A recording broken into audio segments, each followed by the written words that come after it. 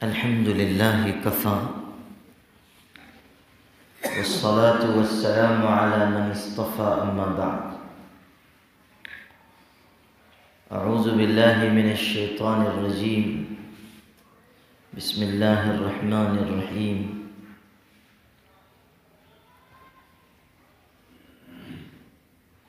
إلى الله مرجعكم جميعا فينبئكم بما كنتم تعملون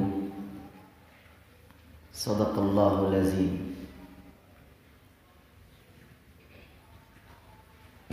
قابل احترام بھائی اور بزرگوں، ایک وقت ایسا تھا کہ جب انسان کوئی چیز تھا ہی نہیں۔ هل أتى على الإنسان حين من الدهر لم يكن شيئا مذكورا، کیا انسان پر ایسا وقت نہیں آیا کہ جب وہ کوئی قابل ذکر چیز تھا ہی نہیں؟ آپ تصور کیجئے کہ آج سے 1000 سال پہلے ہم کہاں تھے؟ پھر وہ وقت آیا کہ جب انسان یعنی ہم اور آپ ماں کے پیٹ میں آئے، اور اللہ نے اپنی قدرت کی یہ نشانی بتائی کہ ماں کے پیٹ کی اندھیریوں میں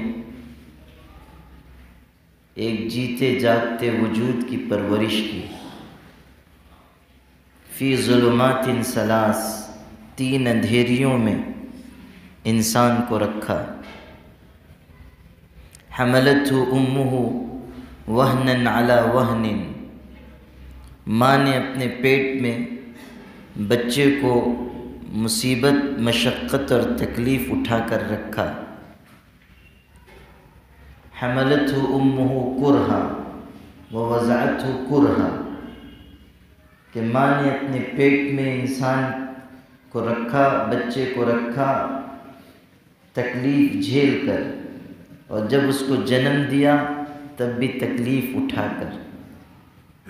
تو ایک وقت وہ تھا کہ جب ہم ماں کے پیٹ میں تھے، ایک تنگ اور تاریک جگہ میں تھے، ہمیں نہیں معلوم تھا دنیا کسے کہتے ہیں، ہمیں نہیں پتہ تھا کہ دنیا کی رونق اور زینت کس چیز کا نام ہے، ہم نہیں جانتے تھے کہ دنیا میں کیا ہوتا ہے اور کیا نہیں ہوتا ہے۔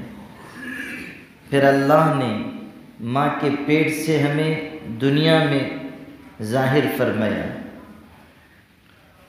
اور کچھ مدت ایسی گزری کہ جب ہماری آنکھیں تھیں مگر ہم چیزوں کو دیکھ کر سمجھ نہیں سکتے تھے، ہمارے کان تھے مگر ہم سن کر باتوں کو سمجھ نہیں سکتے تھے، زبان تھی مگر ہم کچھ کہہ نہیں سکتے تھے۔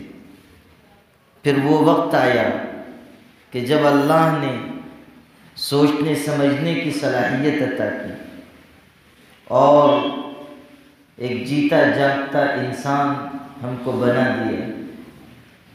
یا ایھا الانسان ما غرک بربک الکریم الذی خلقک فسواک فعدلک فی ای صورت ما شاء رکبک۔ او انسان، تجھ کو اپنے کریم پروردگار سے کس چیز نے دھوکے میں ڈال دیا؟ اللہ تو وہ ہے، پروردگار تو وہ ہے جس نے تجھ کو پیدا کیا۔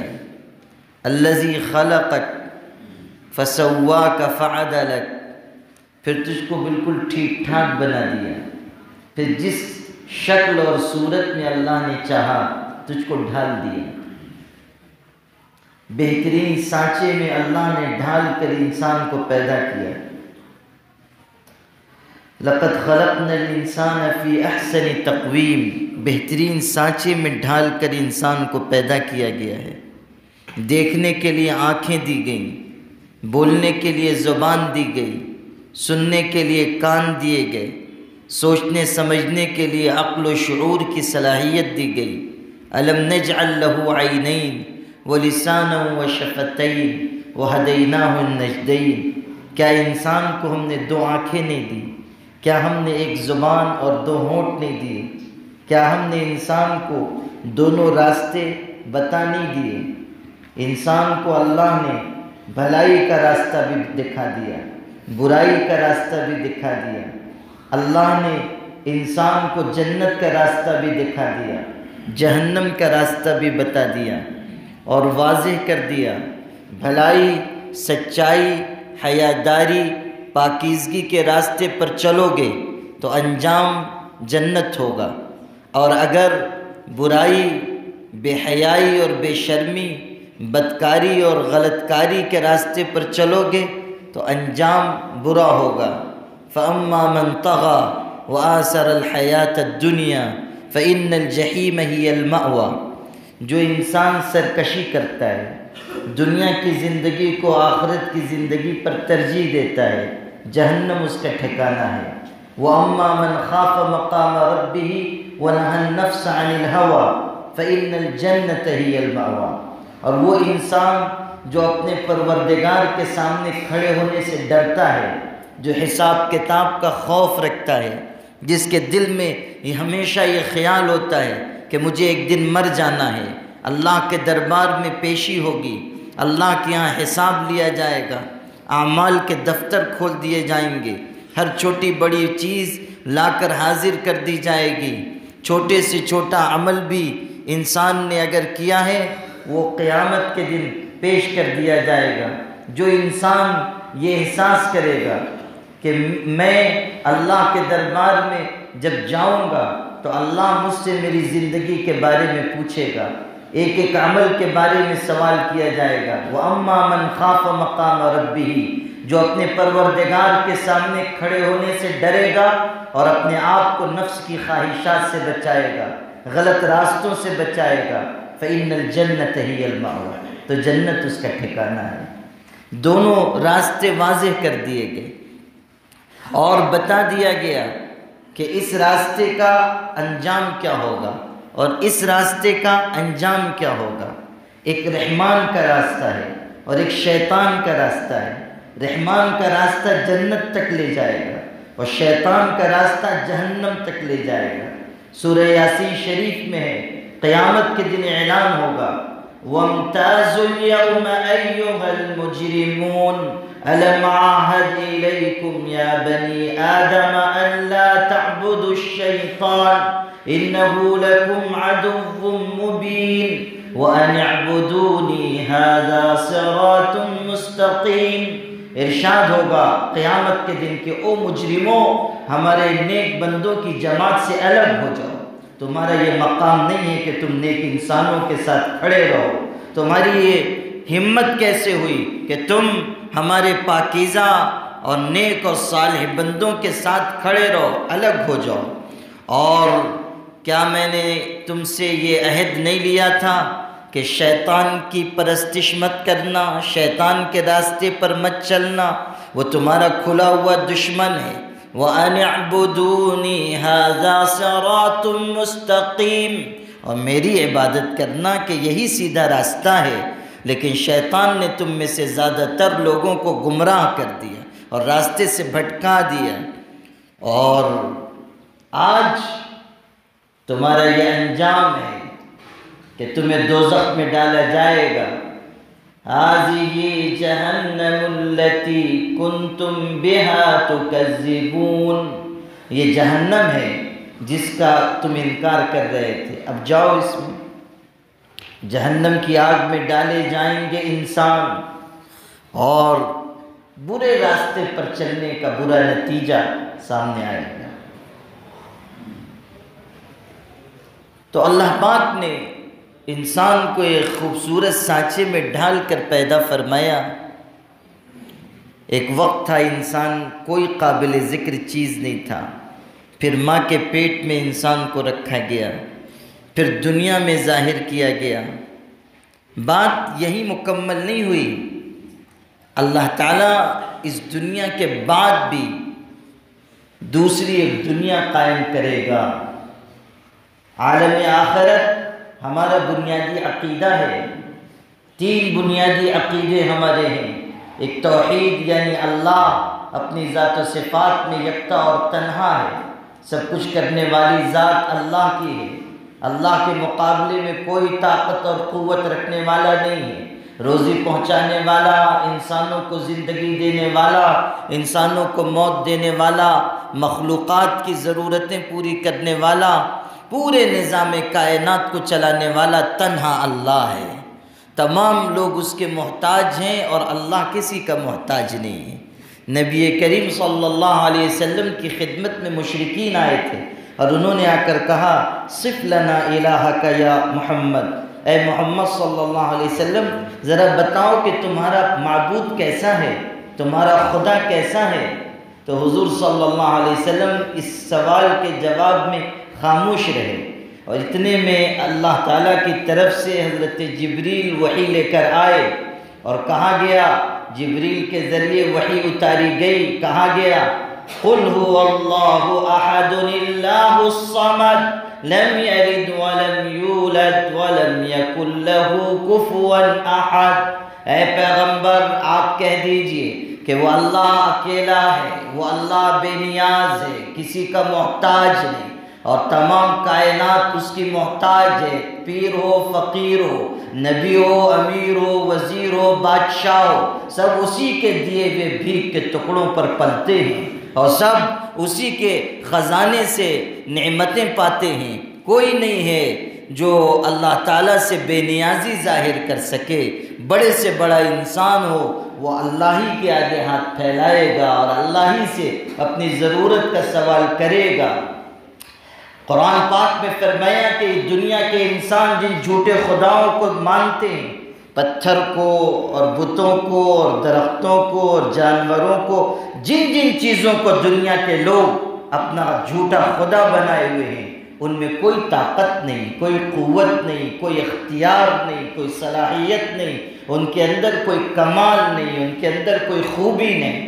ان الذين تعبدون من دون الله لن يخلقوا ذبابا ولو اجتمعوا له وان يسلبهم الذباب شيئا لا يستنقذوه منه ضعف الطالب والمطلوب۔ ارشاد ہوا کہ اللہ کو چھوڑ کر تم جن خداؤں کو پکارتے ہو ان کے اندر اتنی طاقت بھی نہیں ہے کہ اگر ساری دنیا کے جھوٹے خدا مل جائیں تو ایک مکھی پیدا کر سکیں، اتنی طاقت بھی نہیں ہے۔ اور اللہ طاقت والا ہے اور اللہ پیدا کرنے والا ہے۔ هو اللہ الخالق البارئ المصور، وہی اللہ ہے پیدا کرنے والا، جان ڈالنے والا، تصویر بنانے والا۔ پانی کے چند قطروں پر وہ انسان کی شکل بنا دیتا ہے اور پھر ماں کے پیٹ میں ایک جیتے جاگتے وجود کو پیدا کرتا ہے اور پھر ماں کے پیٹ سے انسان کو دنیا میں ظاہر کرتا ہے۔ کون ہے اللہ کے علاوہ جو کسی انسان کو زندگی عطا کر سکے؟ کون ہے اللہ کے علاوہ جو کسی کو زندگی عطا کر سکے؟ پیدا کرنے والی ذات اللہ کی ہے۔ لا يملكون موتا ولا حیاتا ولا نشورا، سورہ فرقان میں فرمایا کہ یہ جتنے جھوٹے خدا ہیں نہ موت کے مالک ہیں نہ زندگی کے مالک ہیں اور نہ دوبارہ اٹھائے جانے کے مالک ہیں، مالک تو بس اللہ ہے۔ تبارک الذی بیدہ الملک وہو علی کل شیء قدیر، بابرکت ہے وہ اللہ جس کے قبضے میں حکومت اور بادشاہت ہے اور وہ سب کچھ کرنے پر قدرت رکھتا ہے۔ مالک اللہ ہے۔ الحمدللہ رب العالمین الرحمن الرحیم مالک یوم الدین، دنیا کا بھی مالک اللہ ہے اور قیامت کے دن کا بھی مالک اللہ ہے۔ مالک یوم الدین، انصاف کے دن کا مالک اللہ ہے۔ تو توحید ہمارا بنیادی عقیدہ ہے کہ ہم یہ مانیں، دل سے اقرار کریں کہ کرنے والی ذات صرف اللہ کی ہے اور دوسرا عقیدہ یہ کہ حضرت محمد صلی اللہ علیہ وسلم اللہ کے بندے اور اس کے رسول ہیں۔ حضور صلی اللہ علیہ وسلم کو اللہ نے نبوت و رسالت سے سرفراز فرمایا ہے، اور آپ خاتم النبیین ہیں، آپ کے بعد قیامت تک کوئی نبی نہیں آئے گا، اور آپ سب سے بڑے پیغمبر ہیں، اور آپ امام الانبیاء ہیں، اور آپ صلی اللہ علیہ وسلم کی نبوت قیامت تک چلے گی، اور آپ کی لائی ہوئی شریعت قیامت تک جاری رہے گی۔ ما كان محمد ابا احد من رجالكم ولكن رسول اللہ وخاتم النبیین۔ محمد صلی اللہ علیہ وسلم تم میں سے کسی بیٹے کے باپ نہیں ہیں، یعنی آپ کی نرینہ اولاد نہیں ہے، لیکن آپ اللہ کے رسول ہیں اور نبوت کے سلسلے کو ختم کرنے والے ہیں۔ اب آپ کی نبوت قیامت تک جاری رہے گی، اور آپ صلی اللہ علیہ وسلم کی لائی ہوئی شریعت قیامت تک رہے گی۔ یہ جو آج ہمارے ملک میں کوششیں کی جا رہی ہیں کہ شریعت کو ختم کیا جائے، اللہ تعالیٰ کے احکامات پر پابندی لگائی جائے، اور طلاق پر پابندی ہو، اور حلالہ پر پابندی ہو، اور ایک سے زیادہ شادی پر پابندی ہو، اور اس پر پابندی اور اس پر پابندی، اور کچھ لوگ یہ خواب دیکھ رہے ہیں کہ ہم اللہ کی شریعت کو، اللہ کے قوانین کو بدل دیں اور محمد عربی صلی اللہ علیہ وسلم کے دیے ہوئے نظام کو تبدیل کر دیں اور یونیفارم سول کوڈ لاگو کریں۔ یاد رکھیے گا، یہ دیوانوں کا خواب ہے، اور اللہ سے ٹکرانے کی طاقت کسی میں نہیں ہے، اور حضور صلی اللہ علیہ وسلم کی لائی ہوئی شریعت کو کوئی بدلنے والا پیدا ہی نہیں ہوا۔ طاقتیں، حکومتیں، سرکاریں بدل جائیں گی، مگر اللہ کی شریعت نہیں بدلے گی۔ لا تبدیل لکلمات اللہ، اللہ کا قانون نہیں بدلے گا اور اللہ کا نظام نہیں بدلے گا۔ محمد عربی صلی اللہ علیہ وسلم نے جو قانون عطا کیا ہے وہ ابدی قانون ہے، ہمیشہ کے لیے، قیامت تک کے لیے، عرب و عجم کے لیے ہے، ہر پڑھے لکھے اور بے پڑھے لکھے کے لیے ہے، امیر کے لیے اور غریب کے لیے ہے۔ کوئی شخص ایسا نہیں ہے جو اس قانون سے مستثنا ہو۔ صاف اعلان کر دیا گیا، جو اس کسوٹی پر کھرا اترے گا وہی آخرت میں کامیاب ہوگا، اور جو اس نظام سے کٹ جائے گا وہ کٹ کر سیدھا جہنم میں گرے گا۔ لا الہ الا اللہ۔ تو دوسرا عقیدہ ہے عقیدہ رسالت، اور تیسرا عقیدہ ہے عقیدہ آخرت۔ ہمارا یہ ماننا ہے کہ یہ دنیا اصل نہیں ہے، اس کے بعد اللہ ایک اور عالم قائم کرے گا، اور انسان اس دنیا میں ہمیشہ نہیں رہے گا۔ ایک وقت آئے گا کہ جب انسان اس دنیا سے رخصت ہوگا، اس دنیا سے اپنی زندگی تمام کر کے اللہ کے دربار میں جائے گا۔ موت ایک لازوال حقیقت ہے، اور موت ہر انسان کی طرف بڑھتی چلی آ رہی ہے۔ اینما تکونوا یدرککم الموت وَلَوْ كُنْتُمْ فِي بُرُوجٍ مُشَيَّدَةٍ، موت تم کو آ کر پکڑ لے گی، چاہے تم اونچے اونچے قلعوں میں جا کر چھپ جاؤ۔ جب وقت پورا ہو جائے گا تو دنیا سے رخصت ہونا ہے، پھر کوئی موت کے شکنجے سے بچا نہیں سکے گا۔ سیدنا شیخ عبد القادر جیلانی رحمۃ اللہ علیہ فرمایا کرتے تھے کہ او انسانوں، تم میں سے کوئی شخص بازار میں جا کر کپڑے خرید رہا ہوتا ہے، اور کوئی شخص تم میں سے نکاح کر رہا ہوتا ہے، اور تم میں سے کوئی شخص شادی بیاہ کی تقریب میں لگا ہوا ہے، عیش و عشرت میں لگا ہوا ہے، تجارت میں لگا ہوا ہے، حالانکہ اس کا کفن بازار میں بکنے کے لیے آ چکا ہے۔ اس کے فنا کے دن اور اس کی موت کا لمحہ قریب آتا جا رہا ہے، اور جیسے ہی وقت پورا ہوگا، جوان ہو یا بوڑھا، پڑھا لکھا ہو یا بے پڑھا لکھا، بادشاہ ہو یا رعایا، وقت پورا ہوگا تو دنیا سے رخصت ہونا ہے۔ انسان اس دنیا میں ہمیشہ رہنے کے لیے نہیں آیا، وقت پورا کر کے اللہ کے دربار میں جانا ہے۔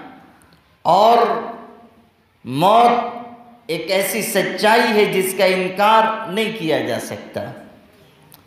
مومن ہو یا کافر، اسے اس بات کا یقین ہے کہ ایک دن موت آئے گی اور ایک دن دنیا سے رخصت ہونا ہے۔ ہمارے بزرگوں نے فرمایا کہ جو کچھ کرنا ہو سو کر لو، مگر اسے نہ بھولو کہ ایک دن مرنا ہے، اور جسے چاہنا ہو چاہ لو، مگر یہ نہ بھولو کہ ایک دن اسے چھوڑ کر جانا ہے۔ ایک بادشاہ نے عالی شان محل بنایا تھا، اور محل بن جانے کے بعد لوگوں کو دعوت دی کہ آؤ ہمارا محل دیکھو۔ لوگ گئے اور لوگوں نے بڑی تعریف اس کے محل کی۔ ایک اللہ والے بھی گئے تھے، انہوں نے کچھ نہیں فرمایا، تو بادشاہ نے پوچھا آپ کچھ نہیں کہہ رہے ہیں؟ تو ان بزرگ نے کہا محل تو تمہارا بڑا عالی شان ہے، مگر اس میں 2 عیب ہیں، 2 خامیاں ہیں۔ بادشاہ غصہ ہو گیا، کہنے لگا اتنا عالی شان محل اور اس میں تم کو عیب نظر آتا ہے؟ تو ان بزرگ نے کہا کہ ہاں 2 بہت بڑے بڑے عیب ہیں، ایک تو یہ کہ یہ محل ہمیشہ باقی نہیں رہے گا، اور دوسرا عیب یہ ہے کہ اس محل میں رہنے والے بھی ہمیشہ زندہ نہیں رہیں گے۔ محل بھی ایک وقت آئے گا کہ ختم ہوگا، اور محل کے مکین بھی ایک وقت آئے گا کہ قبر کے مکین بن جائیں گے۔ کتنے بڑے بڑے بادشاہ دنیا میں پیدا کیے گئے، ہزاروں لاکھوں لوگ ان کے آگے پیچھے چلتے تھے۔ دنیا میں کتنے بڑے بڑے شہنشاہ تھے جنہوں نے غرور اور تکبر کا راستہ اختیار کیا، کبھی ان کے کپڑے کے اوپر کوئی داغ نہیں لگتا تھا، ہزاروں لوگ ان کے آگے سجدہ ریز ہوتے تھے، عالی شان محلات میں رہتے تھے، عمدہ سواریوں میں چلتے تھے۔ ایسا محسوس ہوتا تھا کہ ان پر کبھی فنا طاری ہی نہیں ہوگی، لیکن ان شہنشاہوں کی قبروں کو بھی آج اگر تم ڈھونڈنے نکلو گے تو ان کی قبروں کا نشان بھی نہیں پا سکو گے۔ اللہ نے فنا کا ایسا نظام بنایا ہے کہ انسان چاہے کتنی ہی بلندی تک پہنچ جائے، ایک وقت آئے گا کہ اسے دنیا سے رخصت ہو کر جانا ہے۔ نبی اکرم سرکار دو عالم صلی اللہ علیہ وسلم کے بہت ہی چہیتے صحابی ہیں حضرت اسامہ ابن زید، آپ کے منہ بولے بیٹے زید ابن حارثہ کے بیٹے تھے۔ حضور صلی اللہ علیہ وسلم ان کو بہت چاہتے تھے، ان کو حب الرسول کہا جاتا تھا۔ صحابہ کہتے تھے یہ اللہ کے رسول کے محبوب ہیں۔ حضرت اسامہ ابن زید نے ایک باندی، ایک خادمہ اور نوکرانی، ایک کنیز 1 مہینے کے لیے عاریت پر لی کہ 1 مہینے کے بعد میں اس کو لوٹا دوں گا۔ نبی کریم صلی اللہ علیہ وسلم کو معلوم ہوا تو آپ نے فرمایا اسامہ کے پاس کیا ضمانت ہے کہ وہ 1 مہینے تک زندہ رہے گا؟ قسم خدا کی میں اللہ کا رسول ہوں، لیکن جب میں کوئی لقمہ کھانے کے لیے اٹھاتا ہوں تو مجھ کو یہ احساس ہوتا ہے کہ پتہ نہیں لقمہ میرے منہ میں پہلے جائے گا یا موت پہلے آئے گی، فنا پہلے طاری ہوگی یا لقمہ پہلے منہ میں جائے گا۔ نبی کریم صلی اللہ علیہ وسلم اپنی انسانی ضرورت کے لیے تشریف لے گئے، استنجا کے لیے تشریف لے گئے، وہاں سے آپ پلٹے، صحابہ پانی لے کر انتظار میں تھے کہ حضرت تشریف لائیں گے تو پانی پیش کریں گے تاکہ آپ وضو فرمائیں، لیکن آپ نے واپس ہوتے ہوئے تیمم فرمایا، مٹی سے تیمم کیا، پھر آپ ان صحابہ تک آئے جو پانی لے کر انتظار میں تھے۔ صحابہ نے کہا اللہ کے رسول آپ ہی نے سکھایا ہے تیمم اس وقت کیا جائے جب پانی موجود نہ ہو، پانی ہوتے ہوئے آپ نے تیمم فرمایا، اس میں کیا حکمت ہے؟ حضور صلی اللہ علیہ وسلم نے فرمایا حکم وہی ہے جو میں نے تم کو بتایا تھا، لیکن میں نے یہ سوچا کہ اگر پانی تک پہنچنے سے پہلے انتقال ہو گیا تو بغیر طہارت کے دنیا سے چلا جاؤں گا، اس لیے مٹی سے تیمم کر لوں، جب پانی تک پہنچوں گا تو وضو بھی کر لوں گا۔ آپ سوچئے حضور صلی اللہ علیہ وسلم کی یہ حالت ہے، آپ اپنی موت کو اس طرح یاد رکھ رہے ہیں، اپنی امت کی تعلیم و تلقین کے لیے آپ ایسے کلمات ارشاد فرما رہے ہیں۔ نبی کریم صلی اللہ علیہ وسلم کے صحابی عثمان ابن مظعون رضی اللہ تعالیٰ عنہ، حضور صلی اللہ علیہ وسلم کی زندگی میں ان کی وفات ہوئی۔ حضرت عثمان ابن مظعون سے حضور صلی اللہ علیہ وسلم کو بڑی محبت تھی۔ جب ان کا جنازہ لایا گیا تو حضور صلی اللہ علیہ وسلم نے کفن ہٹا کر ان کی پیشانی کو چوما، بوسہ دیا۔ حضرت عثمان ابن مظعون کو یہ سعادت حاصل ہوئی کہ انتقال کے بعد حضور صلی اللہ علیہ وسلم نے ان کی پیشانی کو چوما۔ ایک خاتون دیکھ رہی تھی، ان کو یہ منظر دیکھ کر بڑی خوشی ہوئی. انہوں نے کہا عثمان تم کو خوشخبری ہو، تم تو جنتی ہو گئے. یعنی حضور صلی اللہ علیہ وسلم نے تمہاری پیشانی کو چوم لیا، بوسہ دیا، تم تو جنتی ہو گئے. حضور صلی اللہ علیہ وسلم نے سن لیا. فرمایا تجھ کو کس نے بتا دیا کہ یہ جنتی ہے؟ واللہ ما ادری ما یفعل بی ولا بکم وانا رسول اللہ. قسم خدا کی میں نہیں جانتا کہ میرے اور تمہارے ساتھ قیامت کے دن کیا کیا جائے گا، حالانکہ میں اللہ کا رسول ہوں. ما یفعل بی ولا بکم، کیا حشر ہوگا، کیا انجام ہوگا، میں نہیں جانتا. حضور صلی اللہ علیہ وسلم یہ اس لیے فرما رہے ہیں تاکہ ہر شخص اپنی موت کو یاد رکھے، آنے والے حالات کو یاد رکھے، آخرت میں پیشی کو یاد رکھے. آپ نے اپنی چہیتی بیٹی حضرت فاطمہ کو بلایا، فرمایا اعملی یا فاطمہ لن اغنی عنک من اللہ شیئا. فاطمہ بیٹی عمل کرنا، قیامت کے دن میں تجھ کو اللہ کے عذاب سے بچا نہیں سکوں گا. آپ نے اپنے خاندان آل ہاشم کو بلایا، فرمایا اے میرے خاندان کے لوگوں، اے آل ہاشم، کہیں ایسا نہ ہو کہ قیامت کے دن لوگ عمل لے کر آئیں، تم حسب نسب لے کر آؤ کہ ہم پیغمبر کے خاندان سے ہیں. ایسا نہ ہو کہ لوگ عمل لے کر آئیں اور تم حسب نسب لے کر آؤ. حضور صلی اللہ علیہ وسلم وضو فرما رہے تھے، وضو فرما کر آپ اٹھنے لگے تو آپ کو اٹھنے میں کچھ تکلیف ہوئی، مشقت ظاہر ہوئی. حضرت ابو بکر حضور کے پاس کھڑے ہوئے تھے، خدمت میں تھے. حضرت ابو بکر نے کہا اوشبت یا رسول اللہ، اللہ کے رسول آپ تو بوڑھے ہو گئے، آپ کو اٹھنے میں مشقت ہو رہی ہے، آپ بوڑھے ہو گئے. حضرت نے فرمایا شیبتنی ہود والواقعۃ والمرسلات وعما یتساءلون. ابو بکر مجھ کو سورہ ہود نے، سورہ مرسلات نے، سورہ واقعہ نے، سورہ عما یتساءلون نے بوڑھا کر دیا. وہ صورتیں جن میں آخرت کے حالات بیان ہوئے ہیں، قیامت کا ذکر ہوا ہے، قیامت کی سختیاں بیان ہوئی ہیں. نبی کریم صلی اللہ علیہ وسلم نے ان صورتوں کا نام لے کر فرمایا شیبتنی ہود والواقعۃ والمرسلات وعما یتساءلون. ان صورتوں نے مجھ کو بوڑھا کر دیا کہ قیامت کے دن یہ حالات پیش آنے والے ہیں، قیامت کے دن یہ سختیاں پیش آنے والی ہیں. نبی کریم صلی اللہ علیہ وسلم پر ایک موقع ایسا آیا کہ آپ مسلسل روتے تھے، آپ کی آنکھوں سے آنسو بہتے تھے. نماز کے لیے بھی تشریف لاتے تو آپ کی آنکھوں میں آنسو ہوتے تھے، نماز پڑھاتے تو روتے ہوئے نماز پڑھاتے. صحابہ پریشان ہیں کہ آپ کو کیا غم پیش آ گیا، آپ کو کیا فکر پیش آ گئی.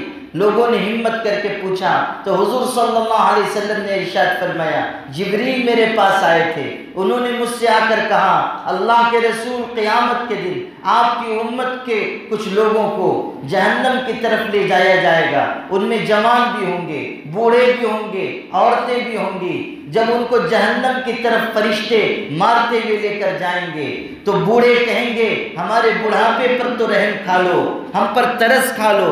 تو فرشتے کہیں گے جب اللہ نے تمہارے بڑھاپے پر ترس نہیں کھایا تو ہم کیسے ترس کھا سکتے ہیں. عورتیں کہیں گی ہم عورت ہیں، صنف نازک ہیں، کمزور ہیں، ہمارے عورت ہونے پر رحم کھا لو. فرشتے کہیں گے جب اللہ نے تم پر رحم نہیں کھایا ہم کیسے رحم کر سکتے ہیں. جوان کہیں گے ہماری جوانیوں پر رحم کھاؤ، اس بری طرح ہم کو تکلیف نہ پہنچاؤ. فرشتے کہیں گے جب اللہ نے تم پر ترس نہیں کھایا ہم بھی تم پر رحم نہیں کھا سکتے ہیں. اللہ کے بندو یاد کرو ہم میں سے ایک ایک شخص کو دنیا سے جانا ہے اور قیامت کے دن اللہ کے دربار میں پیش ہونا ہے، زندگی کے اعمال کا حساب دینا ہے. کوئی انسان ایسا نہیں ہوگا جو اپنے منصب، اپنے عہدے، اپنے اقتدار، اپنی شہرت، اپنے علم کی وجہ سے اللہ کے عذاب سے بچ سکے. یہ ساری بنیادیں دنیا میں ختم کر دی جائیں گی. یوم لا ينفع مال ولا بنون الا من اتى اللہ بقلب سلیم. قرآن میں کہا گیا قیامت کے دن نہ انسان کا مال کام آئے گا نہ اس کی اولاد کام آئے گی. کوئی معاوضہ نہیں چلے گا، کوئی رشوت نہیں لی جائے گی، کوئی انسان کسی کی مدد نہیں کر سکے گا. یوم لا تملک نفس لنفس شیئا والامر یومئذ للہ. کوئی انسان کسی انسان کو قیامت کے دن بچا نہیں سکتا. اس دن سارا اختیار اللہ کے قبضے قدرت میں ہوگا. اللہ جو چاہے گا فیصلہ فرمائے گا. ایک نیکی بھی اگر انسان کے لیے قیامت کے دن کم پڑ جائے تو کوئی ایک ایک نیکی دینے والا نہیں ہوگا، رشتہ داریاں ختم ہو جائیں گی۔ یوم ینفخ فی الصور فلا انساب بینہم یومئذ ولا یتساءلون، جب سور پھونک دیا جائے گا رشتہ داریاں ختم ہو جائیں گی، انسان ایک دوسرے سے سوال تک نہیں کر سکیں گے، ماں باپ اپنی اولاد سے، اولاد اپنے ماں باپ سے دور بھاگے گی، بیوی شوہر سے، شوہر بیوی سے دور بھاگے گا، محبت کرنے والے ایک دوسرے سے پچھڑ جائیں گے۔ کون ہوگا قیامت کے دن جو اللہ کے دربار میں کھڑا ہو کر سفارش کر سکے؟ وہاں تو بڑے بڑے اپنی جان بچانے کی فکر میں ہوں گے۔ انبیاء علیہ السلام تک کے بارے میں کہا گیا کہ گھٹنوں کے بل گرے ہوئے ہوں گے، کہتے ہوں گے نفسی نفسی، اللہ میری جان بچا لے، اللہ میری جان بچا لے، مجھے اپنی جان کی فکر ہے، مجھے اپنی جان کا اندیشہ ہے۔ حضور نبی کریم صلی اللہ علیہ وسلم نے قیامت کے سارے حالات کھول کھول کر بیان کیے تاکہ انسانوں کے دل کے اندر ڈر پیدا ہو۔ آپ نے فرمایا قیامت کا دن ایسی سختی کا ہوگا، سورج سوا نیزے پر لے آیا جائے گا اور سخت ترین گرمی ہوگی اور پسینہ انسان پسینے میں ہوگا، یہاں تک کہ کچھ انسان وہ ہوں گے کہ جن کے ٹخنوں تک پسینہ ہوگا، کچھ کے گھٹنوں تک ہوگا، کچھ کی کمر تک ہوگا، کچھ ایسے ہوں گے جن کو پسینے کی لگامیں چڑھی ہوئی ہوں گی، پسینے کی لگامیں چڑھی ہوئی ہوں گی اور پورے وہ پسینے میں غرق ہوں گے، کوئی دیکھنے والا، کوئی بچانے والا، کوئی پرسان حال نہیں ہوگا۔ جہنم سخت غیظ و غضب کی حالت میں ہوگی۔ آقا علیہ السلام نے فرمایا قیامت کے دن جہنم لائی جائے گی، 70,000 لگامیں اس کو لگی ہوئی ہوں گی، ہر لگام کو 70,000 فرشتے پکڑے ہوئے ہوں گے، اور اگر یہ انتظام نہ ہو تو جہنم ہر نیک اور بد انسان کو اپنے اندر کھینچ لے جائے۔ 70,000 لگامیں ہوں گی، ہر لگام کو 70,000 فرشتے تھامے ہوئے ہوں گے، اس کے باوجود وہ غصے میں پھنکار رہی ہوگی، اس کی آواز، غیظ و غضب کی آواز لوگ سنیں گے۔ سمعوا لها تغیظا وزفیرا، قرآن کہتا ہے اس کے غصے کی آواز انسانوں کو سنائی دے گی۔ جہنم کیسی سخت جگہ، کیسے عذاب کی جگہ، کیسی مصیبت کی جگہ۔ نبی کریم صلی اللہ علیہ وسلم نے بتایا اونٹ کے برابر سانپ ہوں گے، خچر کے برابر بچھو ہوں گے، دائیں بائیں اوپر نیچے آگے پیچھے ہر طرف آگ ہی آگ ہوگی، اور آگ بھی ایسی سخت جو انسان کے جسم کو چیرتی ہوئی اس کے دل تک پہنچ جائے۔ التی تطلع علی الافئدہ، انسان کے دل تک پہنچ جائے۔ انسان پکارے گا پانی پانی تو اس کو کھولتا ہوا پانی پینے کو دیا جائے گا، جس کی وجہ سے اس کا چہرہ بھن اٹھے گا۔ پکارے گا کھانا کھانا تو اس کو زقوم کا پھل کھانے کو دیا جائے گا جو اتنا کڑوا ہوگا۔ حضور صلی اللہ علیہ وسلم نے فرمایا کہ اگر زقوم کے چند قطرے دنیا میں ڈال دیے جائیں تو دنیا کے سارے دریا اور سمندر کا پانی کڑوا ہو جائے گا۔ فَكَيْفَ مَنْ يَكُونُ طَعَامُهُ، اس انسان کی حالت کیا ہوگی جس کا کھانا ہی زقوم کا درخت، زقوم کا پھل ہوگا۔ لوگوں غور کرو کہ کیسی سخت وادیاں اور گھاٹیاں پیش آنے والی ہیں۔ موت کے وقت کی کیفیت کو یاد کرو، سکرات موت کو یاد کرو، موت کی سختیوں کو یاد کرو۔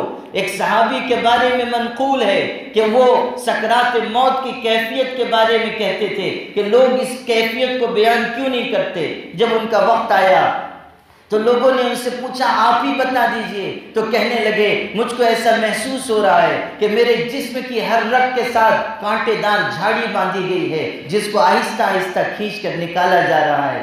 سکرات موت کتنی سخت چیز ہے، عذاب قبر کتنی سخت چیز ہے۔ نبی کریم صلی اللہ علیہ وسلم نے فرمایا کسی کافر یا فاسق کو قبر میں ڈالا جاتا ہے تو 99 اژدہے اس کے اوپر مسلط کر دیے جاتے ہیں، ایک کم 100 اژدہے، جن میں سے ہر اژدہا اتنا زہریلا ہے کہ اگر دنیا میں ایک مرتبہ پھونک مار دے تو زمین کے اوپر اس کے زہر کی وجہ سے کوئی پودا نہیں اگے گا۔ ایسے زہریلے اژدہے ہوں گے، زمین قبر کی تنگ کر دی جائے گی، پسلیاں پسلیوں میں داخل کر دی جائیں گی۔ قبر کا عذاب برحق ہے، قبر کا عذاب سچ ہے، اس کا انکار نہیں کیا جا سکتا۔